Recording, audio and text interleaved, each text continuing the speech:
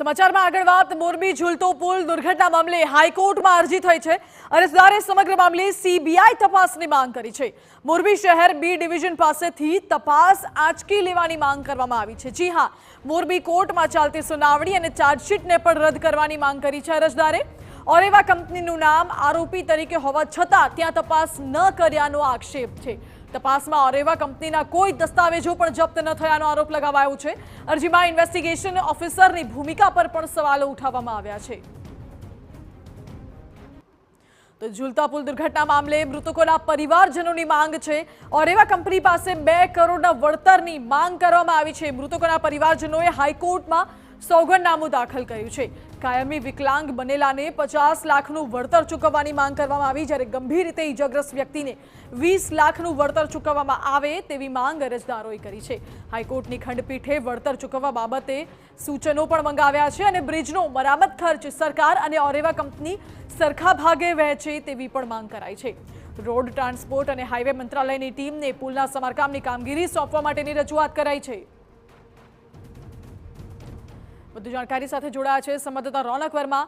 રોનક, અરજદારે આ અંગેની માંગ કરી છે, જો કે હાઈકોર્ટનું કેવું વલણ જોવા મળી રહ્યું છે?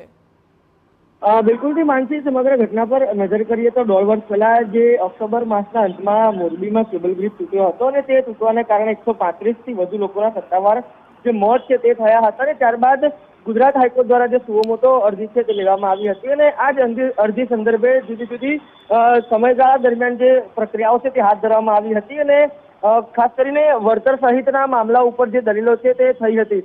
ઓરેવા કંપનીની પણ વાત કરવામાં આવે તો તેમના દ્વારા પણ જુદા જુદા જે પ્રસ્તાવ છે તે મૂકવામાં આવ્યા હતા। ઉપરાંત સરકાર તરફથી પણ પ્રસ્તાવ મૂકવામાં આવ્યા હતા। ત્યારે ગુજરાત હાઈકોર્ટનું અગાઉનું વલણ એવું હતું કે ઓરેવા કંપની તરફથી કોઈ પણ પ્રસ્તાવ સ્વીકારવામાં નહીં આવે, સીધા આદેશ થશે ને તે આદેશનું પાલન કરવાનું રહેશે। બીજી તરફ રાજ્ય સરકારને પણ આદેશ કરવામાં આવ્યા હતા। તમામ બાબતોની વચ્ચે આજે વધુ એક વખત જે સુઓમોટો અરજી છે તેના પર સુનાવણી હાથ ધરાય તે પહેલા પીડિત પરિવારો તરફથી જે અરજી છે તે કરવામાં આવી છે। જુદી જુદી 2 એફિડેવિટ છે તે કરવામાં આવી છે, જેમાં એક એફિડેવિટમાં જે સમગ્ર તપાસ છે તે સીબીઆઈને સોંપવામાં આવે તે પ્રકારની માંગ છે તે કરવામાં આવી છે। આ ઉપરાંત જે અન્ય એફિડેવિટ છે તે કરવામાં આવી છે, તેમાં ગુજરાત હાઈકોર્ટ તરફથી વળતર મામલે જે સલાહ સૂચન માંગવામાં આવ્યા હતા તે સૂચનો આપવામાં આવ્યા છે।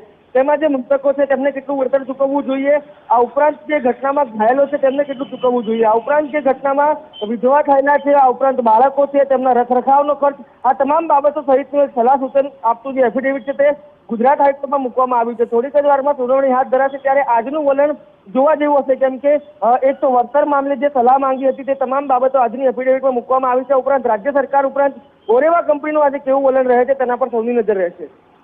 જી રોનક, આભાર આપનો। એટલે થોડી જ વારમાં હાઈકોર્ટમાં સુનાવણી થવાની છે અને ત્યારબાદ હાઈકોર્ટનું વલણ સ્પષ્ટ થઈ જશે। ત્યારબાદ ચિત્ર પણ સ્પષ્ટ થઈ જશે, કારણ કે મૃતકના પરિવારજનોએ હાઈકોર્ટમાં સોગંદનામું દાખલ કરીને